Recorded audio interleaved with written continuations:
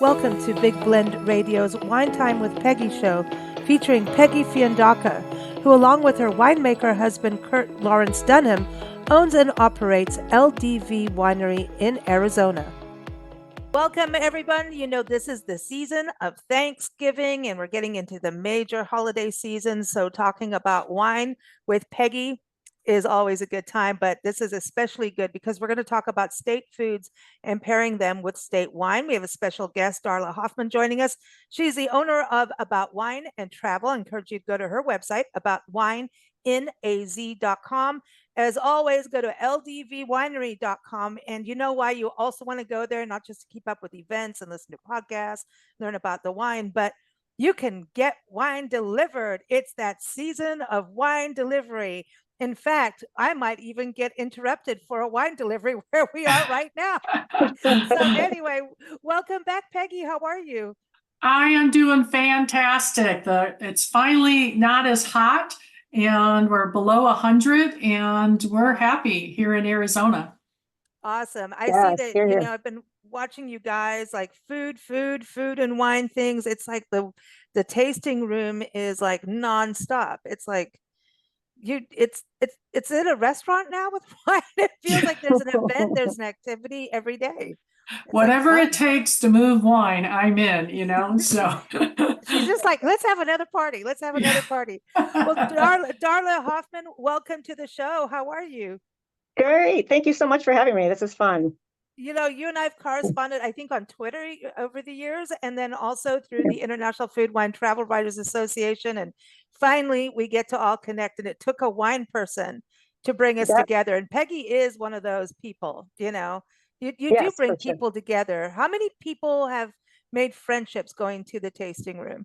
Oh my goodness. And it's fun because a lot of my wine club members, they become friends and start socializing. They travel together and everything else. So I've always wanted to have the tasting room be that community connector. And it really has served in that capacity. So I'm excited about that. How's Kurt doing after harvest now? Is he kind of calming down a little bit, enjoying the food and wine part of it? Well, yes and no. He just headed to the vineyard today to do some last of the prep of all of our wine that came in from harvest, and we're bottling and getting ready to release more wine come the end of the year. So it's never too much rest, but it's not as hectic as the harvest was. So all good. Oh, oh, good, good. So fall in the vineyard's happening. You're getting ready for like cooler temps, right? So all of Right. that. Yeah, so we're heading towards dormancy in the vineyard. So it's still very green. What we've had to do is to keep watering even after the harvest. And so the vineyard still is really green because we had such a dry season this year leading up to the harvest.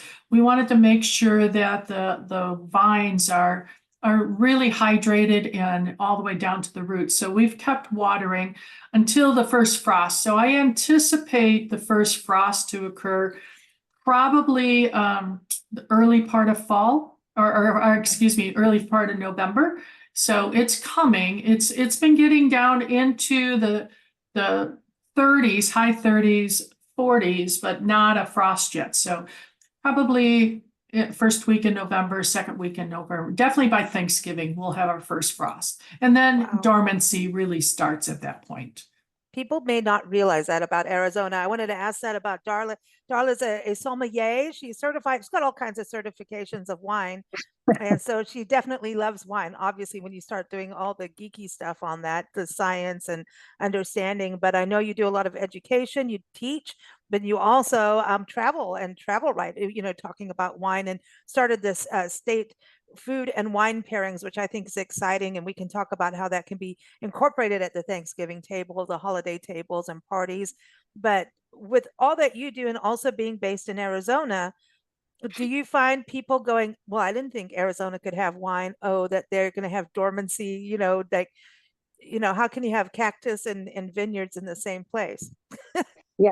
Yeah. Even people who live here still say that. They don't realize um, that Wilcox and Sonoyta, the weather is so much different. It's really conducive to growing grapes and very similar to that of Rhone Valley, that of Tuscany even, and areas in the Caucasus Mountains where wine growing really started. So yeah, it's gotten better, but I think so many people still don't realize what we're doing here. Yeah. Yeah, and it changes according going up north, because that really is a little bit different going up towards Flagstaff and Camp Verde and all that Sure, area, right? Yep. Mm. Yeah, I Ah, think the tourism is a little easier up there, I think, than it is for Wilcox and Sonoyta because the tourism. So people kind of Mm. know about that, but they don't know about South as much. That's why Peggy said she wants her tasting room in Scottsdale, because she's smart. Yeah, Peggy's yeah, like, I tasting want rooms art and and Scottsdale are wine really together. Yeah, Yeah. yeah, it's You know, helping. I think it's helping tourism for sure, having all the tasting rooms in Scottsdale now. Yeah, a lot of them. yeah. We act like a little chamber of commerce to educate people about the Arizona wine industry all over the state. But there's a reason why we're called the Valley of the Sun when we're in the Phoenix, Scottsdale area, because we're lower than all of the surrounding areas. So when you go just 20 minutes outside of the Phoenix metro area, you're already going up in altitude. So when you go north, you go up in altitude. When you go east, you go up in altitude. When you go south, you go up in altitude. The only way you kind of stay at the same altitude is going west towards California. So we truly are a valley of the sun and surrounded by mountains and altitude. So basically, Peggy says she's hot. Yeah. Yeah, it's been hot. Darla, where are you based out of? I'm in Ahwatukee, so East Okay. Valley.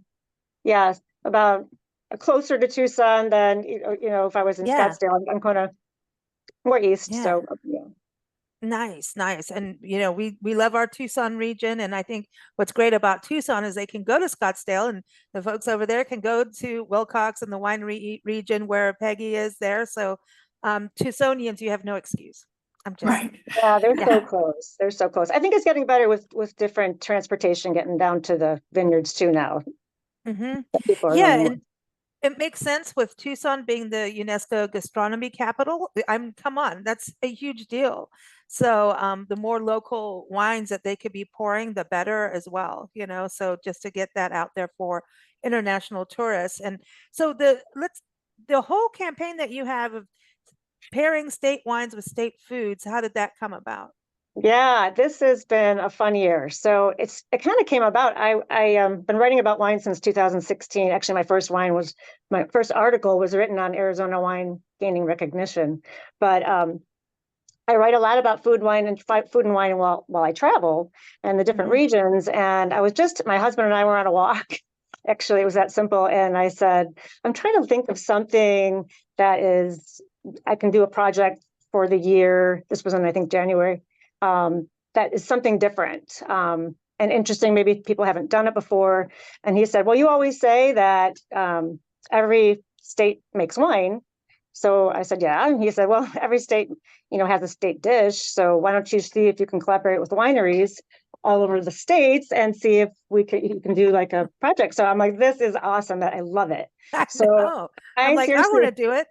Yeah, so I came home and I immediately started emailing wineries from all over the states, and I just got an overwhelming, like, wonderful response. People were so into it, and I was getting bottles and bottles like just delivered. And so I started it, and I've been doing like five states a month. So I kind of had 2 months wiggle room there for the year. So yeah, I'm down to part 9's coming out next week, I think, and then I have 10, which is the last 5 states in December. So it's been great. Wow. Yeah. Wow. And again, everyone, you can go to aboutwineinaaz.com. The link is in the episode notes, especially also for ldvwinery.com. Plus, we have another recipe from Peggy, and I'm also going to include, since Thanksgiving and the holidays are coming up, last month's conversation, because that was about pairing wine with pie. So if you missed it, you're going to get back on board, because the season of pie is here. We love that.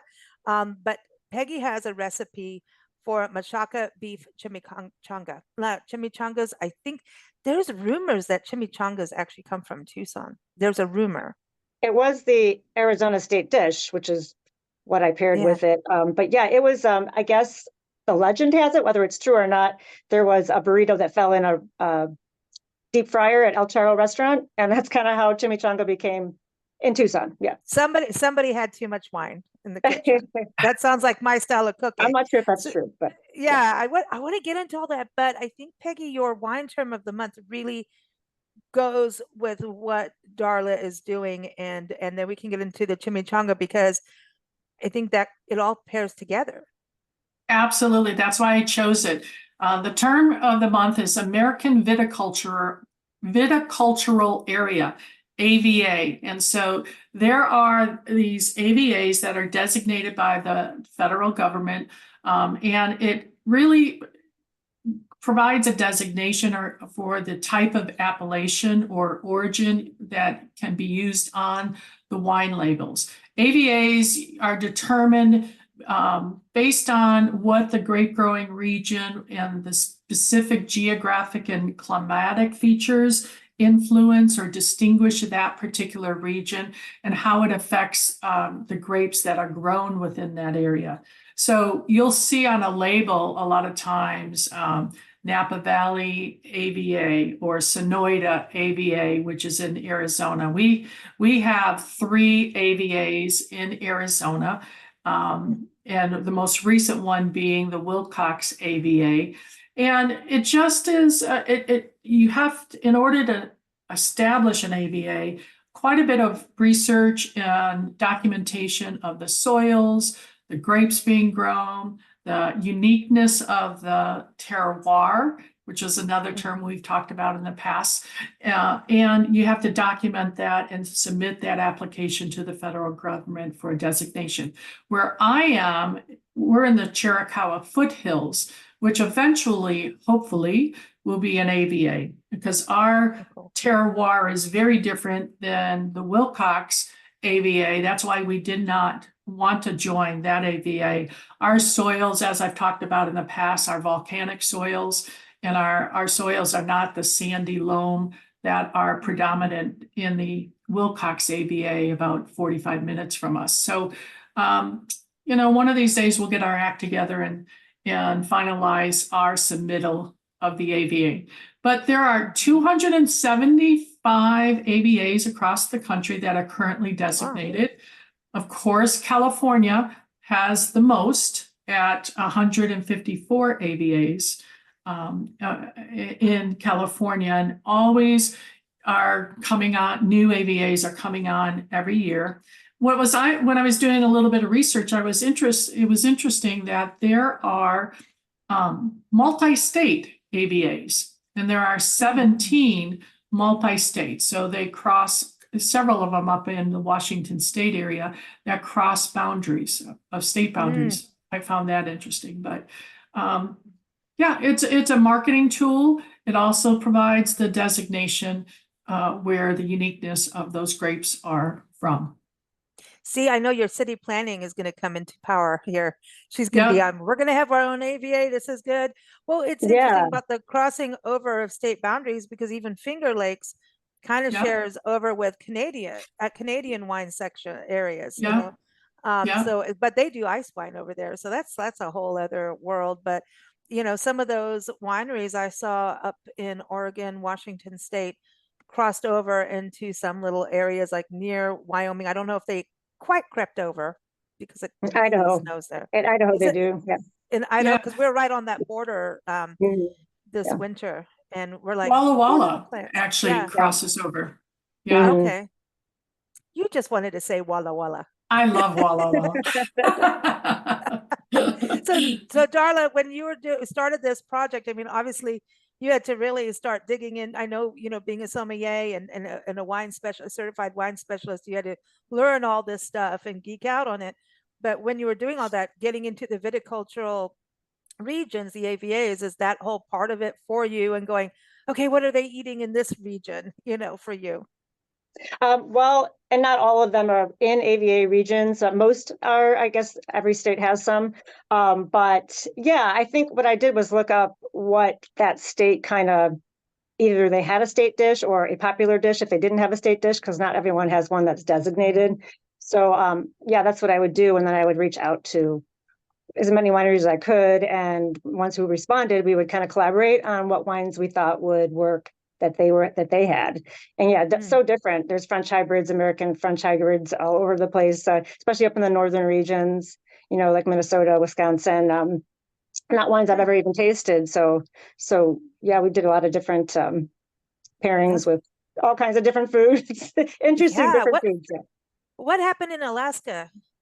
So Alaska is actually going to be my last group, and that's salmon. Okay.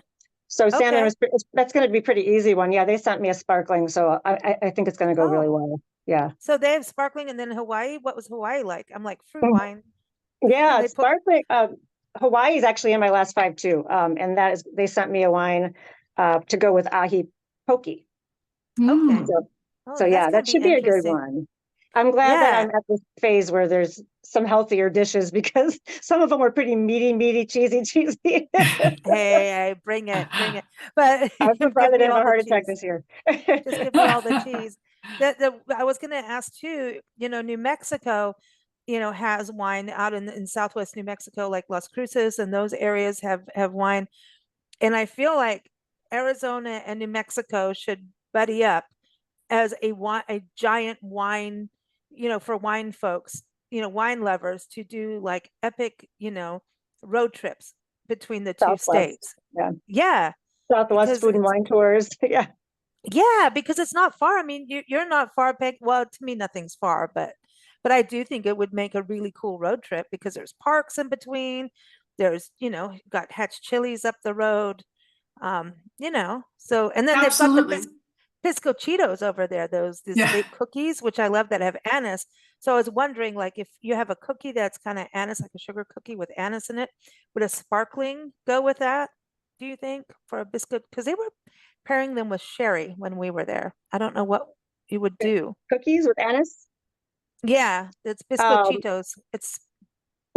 I think you would probably want something with, a little more like licorice notes, maybe like a Grenache or even a lighter, possibly a Tempranillo or something like that. With something with more spicier Christmas spices, maybe.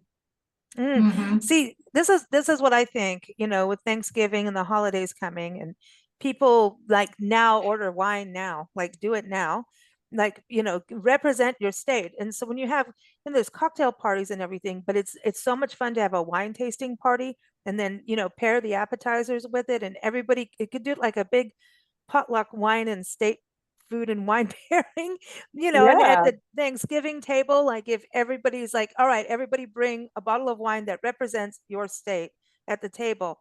Far better than yelling politics at each other. I think this would be more fun. We need reunity. We need unity in this country a little bit more. And I always think food and wine is the way. Peggy, don't you think this would be a cool way for everyone to get together? I love it. And it always drives me nuts when people celebrate Thanksgiving with French wine or with some other country's wine. It's an American holiday. Let's have American wine on the table. And bringing a bottle or two of the wine from your state, I think, is a great idea to celebrate Thanksgiving. That's awesome. Yeah. And that's a way to do 4th of July for next year too. I'm just saying. That's another great way of doing it, So that is cool to do. Yeah, get everyone doing it. And the holidays, come on, represent. Then there's so many things you can do, and you're already doing some cooking, so you might as well do something new. And turkey goes with everything wine. I mean, come on. Well, most everybody ships now, so it's easy enough to get the bottles. Yeah. As I always say about Thanksgiving, since we're talking about that, typically the Thanksgiving table has so many different flavors of foods on that table. And so don't pair your wine only with the protein. Don't just pair your wine with the turkey. You really need to think about all of the other flavors on the wine, and choose a wine that will maneuver through all of those diverse flavors. And I always go towards a medium-bodied red, like a Pinot Noir or a Grenache, or even a semi-sweet kind of sparkling rosé or something like that. But don't just pair it with a white wine with the turkey, because everything else will taste really bad. Okay. This is good stuff. And you know, there's going to be appetizers and things that you can bring from your state Yeah, to I represent love it. too, right? So Yeah. that's the thing you could do beforehand, because we can drink different wines in one night or day. Oh, Yes, sure. Yeah. we can. And we're allowed to date. We're allowed to Right day side. drink in the holidays. I'm Yeah. just Yeah. just have water in Yeah. between. That's okay to do. Can we get back to the chimichangas? I'm Of excited about course. this because look, there's some, it's, is it the texture? What is it about a chimichanga? But it's like, oh, and you make them. You know how to make them. Right, right. Ooh. I just love the richness of the beef that creates that shredded beef machaca, which is so wonderful. And that's what the recipe really focuses on, is how to make machaca. And it's so easy. It's so affordable.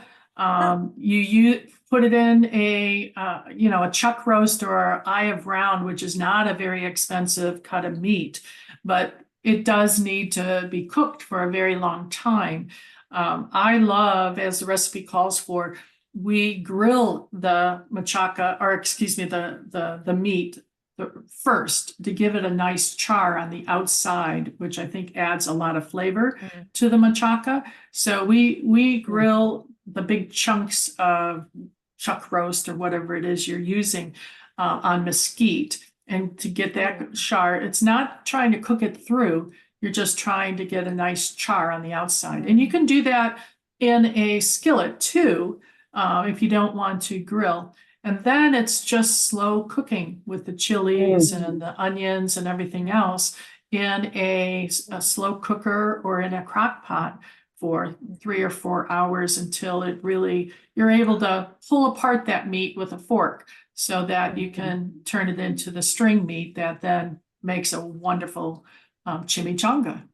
And it shouldn't be too tough. You don't want it tough, you know? No, you don't want, it needs to be, I just use 2 forks and just kind of pull it apart like that. And it's real tender and wonderful flavors, because the flavoring comes from, we use Anaheim chilies, and those are not the really hot, spicy chilies, but you do need to char those also in order to pull out off the skins. You don't want the skins; those are tough. But we leave the seeds in it, and we also add more spices because we like it hot, as we've talked about. And so we use red pepper flakes or other chilies that are a little bit hotter as in the simmering juices for the meat. But yeah, it's just wonderful. And of course, chimichanga is just a flour tortilla that you roll up like a egg roll, if you've ever made egg rolls, or be able to roll it up like a burro and then deep fry it. Yeah, you got to deep fry it. You can't air fry this stuff. Don't do it. You can, but and you can cook them on a flat top. I mean, some Mexican restaurants do cook their chimichangas on the flat top, but yeah, you need to, I think, it needs a little, yeah, you want some, yeah, we need a little need the bit of that. grease. Yeah, we want that. So what would you pair with this wine-wise? Now, I paired it with, I'll be curious to see what Darla says, but I was going to pair it with a petite Syrah or a fuller body red, because I put a lot of spice on my chimichanga. So and I don't put a lot of extras on top of the chimichanga. You can put sour cream, or you can put salsa, you can put tomatoes, you can put onion, you can put all kinds of things on top of the avocado, that type of thing. I like mine kind of naked. Or you can put a green sauce, or you can put a red sauce and smother it with cheese. But I kind of like plain or a little red enchilada sauce. So I think a Syrah or a lightly oaked petite Syrah. I'm curious what Darla thinks. Yeah, I totally agree. I actually used Pillsbury's Syrah, with that once. I happened to be talking to him that day and he brought it to my house the next day. So I had that bottle of Syrah, which was, nice and spicy. And it's got, a meaty, bacony texture to it, but it is kind of more, it was, as far as Syrahs go, a little bit more on the delicate side, I would say. Any of yours, of course, I would say would be perfect. Yeah, your petites, Right. even your grenaches Oh or your my red blends. Yeah. Yeah, because they're big and bold, and they even are Yep. the Grenache is still a big Grenache, and so it could hold Yep. up to it. Yeah. You Yeah. guys are making me really I would say. hungry and thirsty. Mhm. Hungry and thirsty. This is just a terrible show. It makes me want to eat and drink and be merry. I'm just kidding. I was kidding, but this is cool, I think, for people to try and make it too, because It's easy. Yeah. well, you know Fun what to the hardest explore. thing to me would be rolling the burrito. Once you That was do hard for it, me. yeah, it's actually I just made egg rolls last night.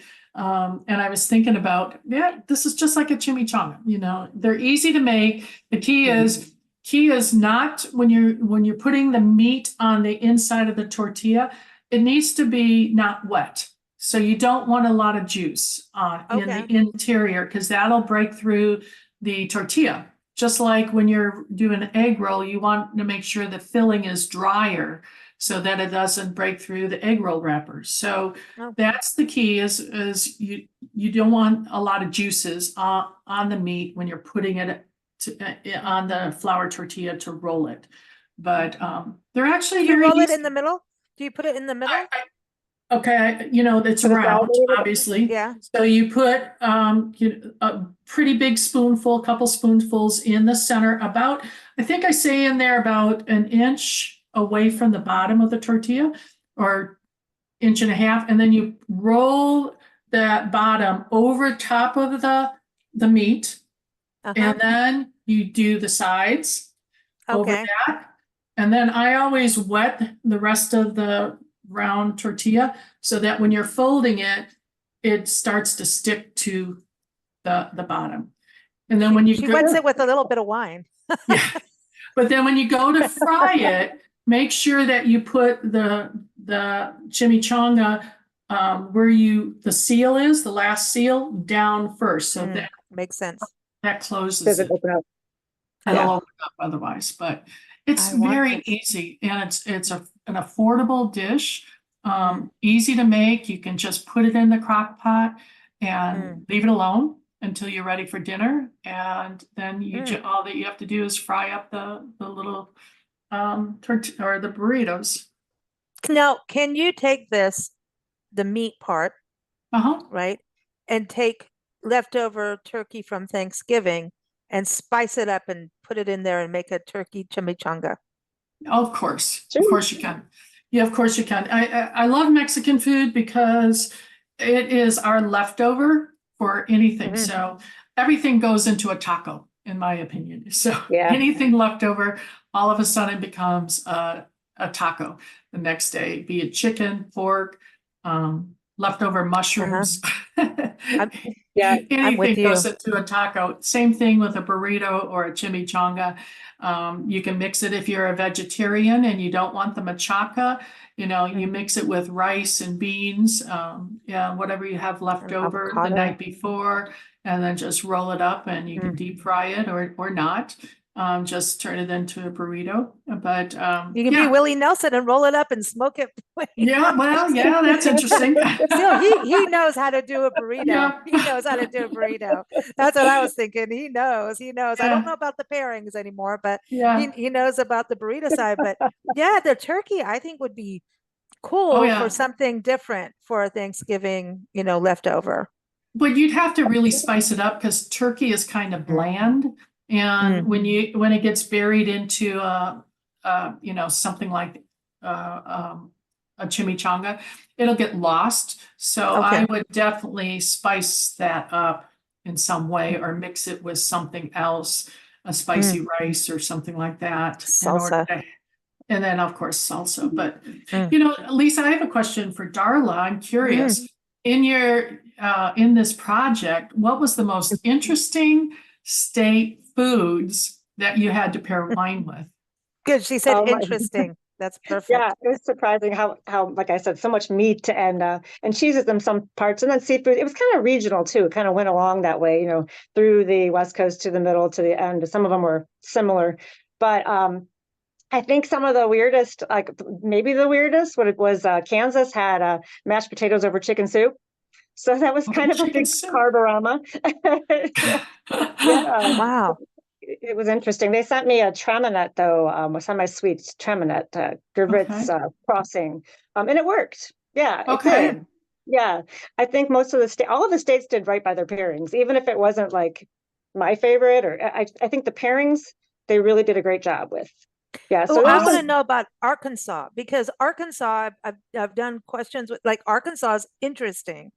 And I remember when we were in Little Rock, I was like, well, what is a food that you would say represents Little Rock? They have a lot of breweries and a distiller there and everything. It's cool.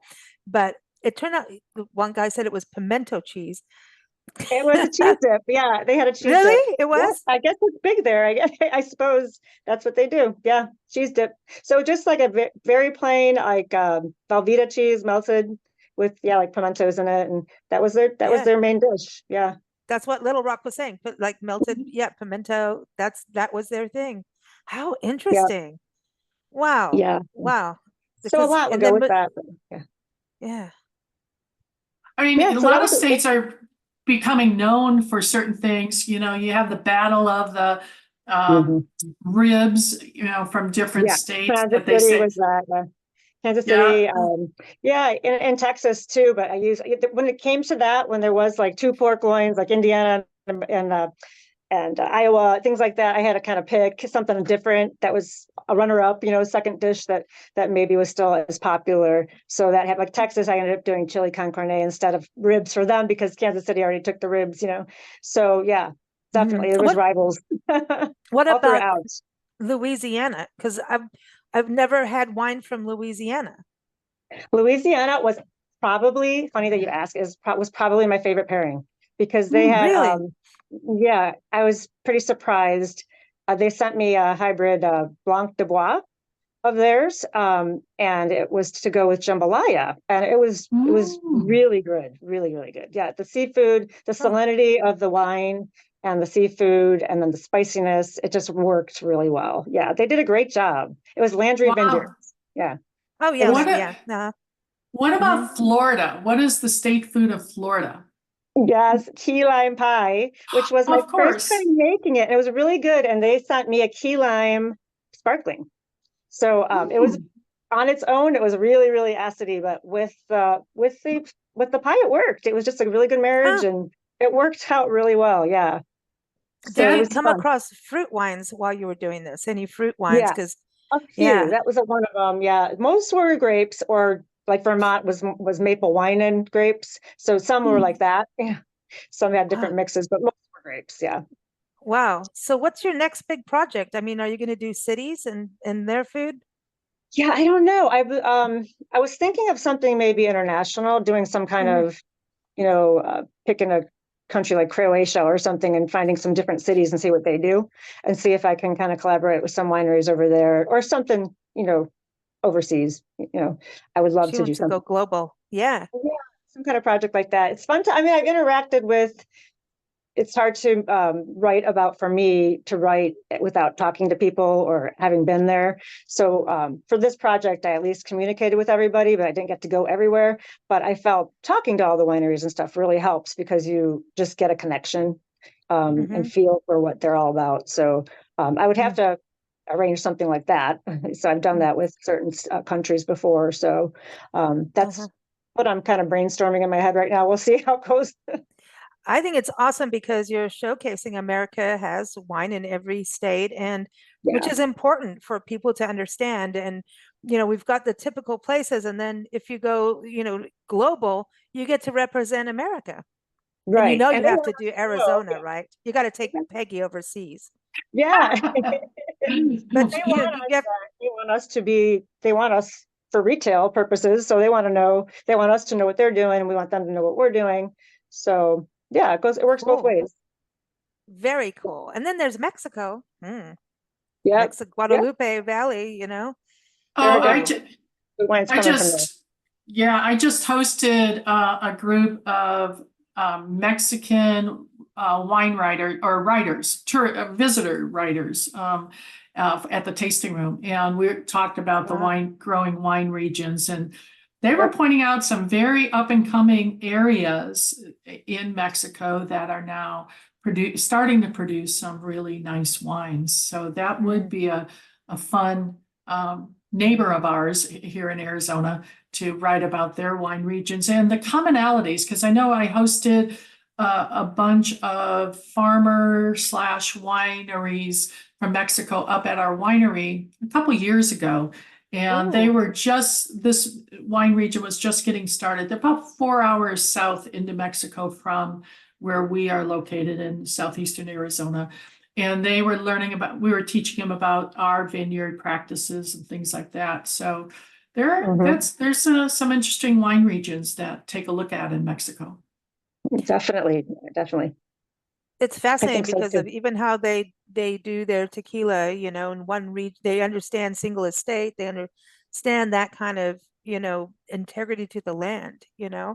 Oh, yeah. Um, I mean, we were very lucky when we lived over there. We lived just outside the Guadalupe Valley, and people, I would see expats bring in wine from the States. And I'm going, dudes, have you not been here? Don't you got to get off the beaten path, because it was at the very beginning of that area becoming known for wine. And it's just phenomenal what they were doing within the restaurants come with the wineries. I see that seems to be a pairing. It's like a winery opens up, next thing you have a restaurant, or vice versa, but it's usually the winery who really does the investment.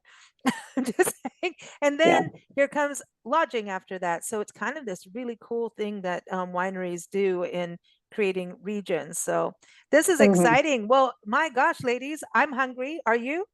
Yeah, of course. Okay. Well, before you go, I want to know, what is your favorite dessert for Thanksgiving? Darla, what is yours, and what are you pairing it with? Oh, I do. I'll say I go back to pumpkin pie, and I do like that a lot. And I usually will do a Gamay or a Pinot with it. So, Mm-hmm. because it kind of goes, you can kind of use that the whole way along your meal. Right on. What about you, Peggy? I know we talked pie last time, I but so know. what? I love cherry pie. That's my Yeah. go-to. I just love it. I don't know. I think I would try a Oregon Pinot Noir, potentially with it because of the cherry notes in a Pinot Noir from that area. Potentially, it might clash. I don't know, but I love Pinot Noir. So Me too. anything I Me could too. anything I can pair with a Pinot Noir, I'm all in. It's so Okay, so I'm versatile. going to Yeah. be the weirdo because I didn't really grow up here doing Thanksgiving. So I would want cheesecake to be other than Mm. pecan pie, Cheese, because I can eat it cheesecake always because I can't works. eat my Well, cheesecake. And what so, kind of cheesecake? see, we used to have cheese, like there is a cheesecake where you just actually don't do anything to it, but let it really be like authentic Like cheesecake, New York Okay. where it's style. not, Yeah. yeah, and then some people put like strawberry or berry kind of stuff, or chocolate even, which is okay. But I don't know. I'm kind of, as I get older, I just want my wine and the cheese. So any tips on pairings? Because wouldn't it depend on what people are putting on their cheesecake? Oh, definitely. If you're putting a fruit or something like on it, then a Pinot would work, or any Okay. kind of like lighter red. But if you're not putting anything on it, you could still do that. But if like a Viognier, like Peggy, your Viognier would be great. Right, Mm, right. Yeah, that's why if it's a New York style mm, cheesecake, that means there's no flavorings on the inside. I mean, I love to make a cheesecake all different kinds of ways, from, yeah. coffee cheesecake Oh, with espresso Mm. in it. It's just like awesome. Or, you know, I've never little had. amaretto cheesecake I make. It's Oh, just yum. incredible. So it just all depends on if it's plain. And yeah, our Viognier, we just released a Viognier, a 2022 Viognier that is just awesome. Has a beautiful kiss of oak on it, and it's picking up the rhyolite granite that's in our mm, soils. It's starting to pick that up. It's just You had that, Lisa, when you We've barrel got to tasted come back that. and taste the Yeah. babies now that they're Yes. released. They've Yes. finished being in school. They're ready to, be adults, and so we can hang out with them legally now. Yeah, yeah. so- You tasted this in the barrel, Oh, so it's so exciting. Viognier is good for a Thanksgiving table. So any other wines people Yes. should know before we go? Other than I think we need to do a cheesecake. You see, Darla, cheesecake around the world with wine. I'm just saying. Yeah. That's not a bad idea. I'll think about that. That is It's not a bad idea. Yeah, it's not. Yeah, I But like yeah, it. I like it. Peggy, any Thanksgiving wines people should know about, or just what's new You know, there? we love sparkling wines at Thanksgiving. So a sparkling Shiraz from New Zealand or Australia, Yeah, I think it is. both. Yeah, the sparkling Shiraz is awesome, and it usually comes out in Costco. They have a wonderful one. Typically, I can't remember the name of the brand, but it's a wonderful sparkling Shiraz. If you can find it, grab it. It'll be Oh. great with Thanksgiving. Cool. Well, everybody, again, shipping is on. So go to ldvwinery.com and then also keep up with Darla and her project as it comes to a finish. You could really go and do this. So now that she's done it by the end of the year, 2025, you could be doing 2 to 3 wines that, go for it. You could be doing that as 2025 is just go for it with, that would be 2 wines a month, right? Yeah. How many? No, I can't count. How many I did wines? 5 a month. I had a couple months of wiggle room, so 5 a Okay. month I did for a story. So I had Yeah. like 2 months where I kind of had some time to catch Yeah. up. But yeah, Well, you'd have yeah, it took the 4 to year from 5. February to now. I say it's a great way Yeah. to 50 start a new states. year. Yeah, start a new year. See, instead of Yeah. people doing those New Year's resolutions, make a resolution of drinking wine across America. Drink all 50 states. That's it. I Eat love and it. drink your way across the country and stay at vineyards and out through Harvest Yeah, Toast take it as from me. you. It was fun. Well, Darla, people need a passport program. They need to be able to somehow have a passport to say, Darla, okay, we did it here. So they need a passport, like a state Yeah, pairing I love passport. it. I love it. I do too. Everyone, Yeah, about you wine learn, you in learn a, I AZ. learned a lot. I bet about wineInAZ.com, and we wish everyone a very happy Thanksgiving. Thank you, ladies. Have a good Thanksgivings too. Thank you. Thank you. You too. Thank you for listening to Big Blend Radio's Wine Time with Peggy show. Keep up with LDV Winery at ldvwinery.com. Keep up with Big Blend Radio at bigblendradio.com.